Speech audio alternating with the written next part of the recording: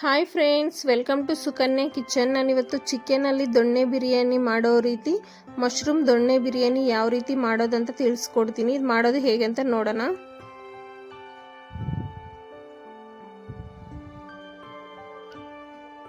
ಇದಕ್ಕೆ ಮೊದಲನೇದಾಗಿ stove on ಮಾಡಿ ಕುಕ್ಕರ್ ಇಟ್ಟಿದ್ದೀನಿ. ಅದಕ್ಕೆ ಒಂದು 3 ಟೇಬಲ್ ಸ್ಪೂನ್ ಆಗೋಷ್ಟು ಎಣ್ಣೆ ಹಾಕ್ಕೊಳ್ತಾ ಇದ್ದೀನಿ. ಅದು ಎಣ್ಣೆ ಬಿಸಿ ಆದಮೇಲೆ ಇದಕ್ಕೆ ನಾನು ಒಂದೆರಡು ಬಿರಿಯಾನಿ ಎಲೆ, ಸಾಜೀರ, 3 ಏಲಕ್ಕಿ, ಕಲ್ಲುವು ಇದೆಲ್ಲನೂ ಸಮೇತ ಹಾಕ್ಕೊಳ್ತೀನಿ. ಹಾಕ್ಕೊಂಡು ಸ್ವಲ್ಪ ಫ್ರೈ ಆಗಬೇಕು. ನಾನು ಚಕ್ಕೆ ಲವಂಗ ಹಾಕ್ಕೊಳ್ತಾ ಇಲ್ಲ, ಅದು ರುಬ್ಬೋದಕ್ಕೆ ಹಾಕ್ಕೊಳ್ತಾ ಇದ್ದೀನಿ. ಅದಕ್ಕೋಸ್ಕರ ಈ ರೀತಿ ಅದು ಸ್ವಲ್ಪ ಫ್ರೈ ಆದಮೇಲೆ ಒಂದು ದೊಡ್ಡ ಸೈಜ್ ಈರುಳ್ಳಿನ ಈ ರೀತಿ ಉದ್ದದಾಗಿ ಕಟ್ ಮಾಡಿ ಇಟ್ಕೊಂಡಿದ್ದೆ, ಅದನ್ನು ಹಾಕ್ಕೊಂಡು ಸ್ವಲ್ಪ ಫ್ರೈ ಮಾಡ್ಕೋಬೇಕು ಗೋಲ್ಡನ್ ಕಲರ್ ಬರೋವರೆಗೂ.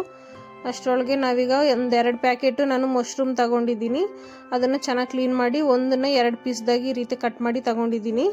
ಅದನ್ನು ಈಗ ಈ ಗೋಲ್ಡನ್ ಕಲರು ಆದಮೇಲೆ ಈರುಳ್ಳಿ ಎಲ್ಲ ಅದಕ್ಕೆ ಹಾಕ್ಕೊಳ್ತೀನಿ. ನಮ್ಮ ಮನೇಲಿ ಸ್ವಲ್ಪ ಮಶ್ರೂಮ್ ಕ್ವಾಂಟಿಟಿ ಜಾಸ್ತಿ ತಿಂತಾರೆ, ನೀವು ಎಷ್ಟು ಬೇಕಾದರೆ ನೋಡಿ ನೀವು ಹಾಕ್ಕೊಳ್ಳಿ. ಈ ರೀತಿ ಹಾಕ್ಕೊಂಡಾದ್ಮೇಲೆ ಈ ರೀತಿ ಚೆನ್ನಾಗಿ ಮಿಕ್ಸ್ ಮಾಡ್ಕೊಳ್ಳಿ. ಈ ರೀತಿ ಮಿಕ್ಸ್ ಮಾಡಿಕೊಂಡು ನಾನು ಇದಕ್ಕೆ ರುಚಿಗೆ ಎಷ್ಟು ಬೇಕಷ್ಟು ಸಾಲ್ಟ್ ಹಾಕ್ಕೊಂಡು ಒಂದು 1/4 ಟೀ ಸ್ಪೂನ್ ಆಗೋಷ್ಟು ಅರಿಶಿನ ಪುಡಿ ಹಾಕ್ಕೊಳ್ತೀನಿ.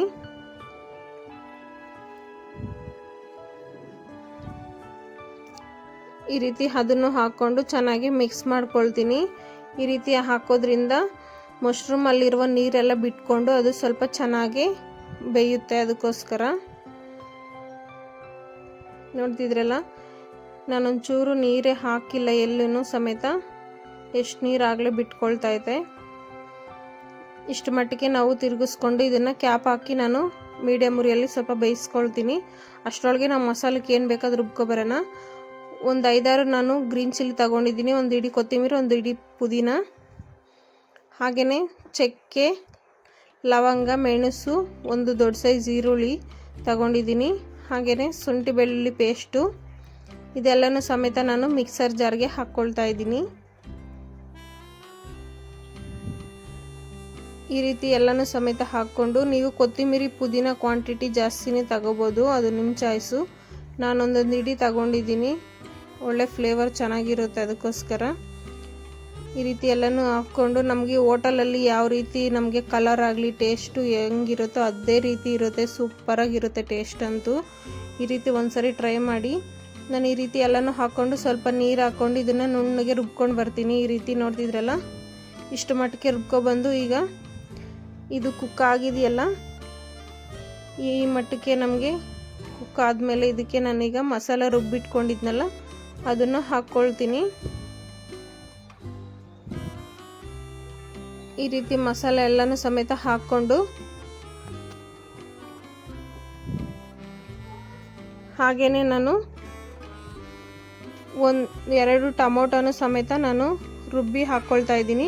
ಡೈರೆಕ್ಟಾಗಿ ಅದರಲ್ಲೇ ಸಮೇತ ನಾವು ರುಬ್ಬಿಬಿಟ್ಟು ತಗೋಬೋದು, ಬಟ್ ಆ ರೀತಿ ರುಬ್ಬಿಟ್ಟು ಹಾಕ್ಕೊಂಡ್ರೆ ಅದೊಂಥರ ಟೇಸ್ಟ್ ಬರುತ್ತೆ. ಈ ರೀತಿ ಸಪ್ರೇಟಾಗಿ ರುಬ್ಬಿಟ್ಟು ಹಾಕೋದ್ರಿಂದ ಇದೊಂಥರ ಟೇಸ್ಟ್ ಬರುತ್ತೆ. ಅದಕ್ಕೋಸ್ಕರ ಈ ರೀತಿ ಹಾಕ್ಕೊಳ್ತಾ ಇದ್ದೀನಿ. ಈ ರೀತಿ ಎಲ್ಲನೂ ಸಮೇತ ಹಾಕ್ಕೊಂಡು ಚೆನ್ನಾಗಿ ಮಿಕ್ಸ್ ಮಾಡ್ಕೊಳ್ಳಿ. ಈ ರೀತಿ ಎಲ್ಲನೂ ಸಮೇತ ಮಿಕ್ಸ್ ಮಾಡಿಕೊಂಡು ಇದು ಕ್ಯಾಪ್ ಹಾಕ್ಕೊಂಡು ಸ್ವಲ್ಪ ಬೇಯಿಸ್ಕೋಬೇಕಾಗುತ್ತೆ.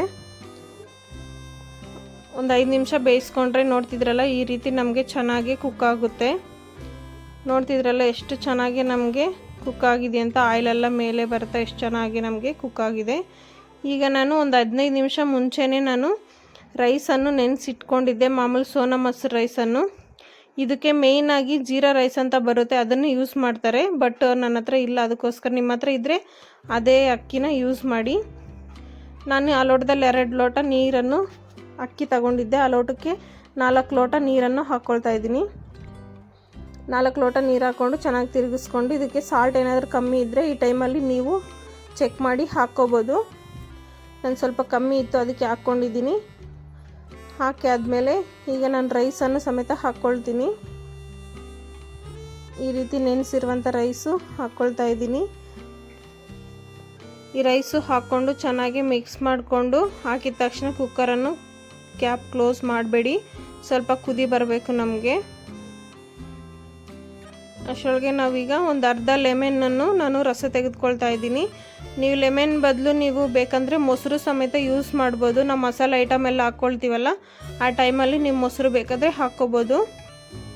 ನಾನಿಲ್ಲಿ ಒಂದು ಅರ್ಧ ಲೆಮನನ್ನು ಹಾಕ್ಕೊಳ್ತಾ ಇದ್ದೀನಿ ಅಷ್ಟೇ ರಸ. ಇದೆಲ್ಲನೂ ಸಮೇತ ಒಂದ್ಸರಿ ಚೆನ್ನಾಗಿ ಈ ರೀತಿ ಕುದಿ ಬಂದಮೇಲೆ ಮಿಕ್ಸ್ ಮಾಡಿ, ಈ ರೀತಿ ಚೆನ್ನಾಗಿ ಮಿಕ್ಸ್ ಮಾಡಿ ಆದಮೇಲೆ ನಾನೀಗ ಕುಕ್ಕರನ್ನು ಕ್ಯಾಪ್ ಕ್ಲೋಸ್ ಮಾಡ್ಕೊಳ್ತೀನಿ. ಕುಕ್ಕರ್ ಕ್ಯಾಪ್ ಕ್ಲೋಸ್ ಮಾಡಿಕೊಂಡು ವಿಸಿಲು ಇಟ್ಕೊಳ್ತೀನಿ. ಈ ರೀತಿ ನಮಗೆ ಒಂದೆರಡು ವಿಸಲ್ ಬರಬೇಕು. 2 ವಿಸಲ್ ಬಂದಾದಮೇಲೆ ಫುಲ್ ಪ್ರೆಷರ್ ಹೋದ್ಮೇಲೆ ನಾನು ಕ್ಯಾಪ್ ಓಪನ್ ಮಾಡಿ ತೋರಿಸ್ತಾ ಇದ್ದೀನಿ. ಈ ರೀತಿ ನೋಡ್ತಿದ್ರಲ್ಲ ಎಷ್ಟು ಕಲರ್ಫುಲ್ಲಾಗಿ ಎಷ್ಟು ಚೆನ್ನಾಗಿ ಬಂದಿದೆ ಅಂತ. ನಮಗೆ ನೋಡ್ತಿದ್ರಲ್ಲ ಫುಲ್ಲು ಎಲ್ಲೇ ಆಗಲಿ ನಮಗೆ ರೈಸ್ ಸಪ್ರೇಟು ಮಸಾಲೆ ಸಪ್ರೇಟ್ ಆ ರೀತಿ ಏನೂ ಇಲ್ಲ. ಫುಲ್ಲು ಚೆನ್ನಾಗಿ ನಮಗೆ ಕುಕ್ ಆಗಿದೆ.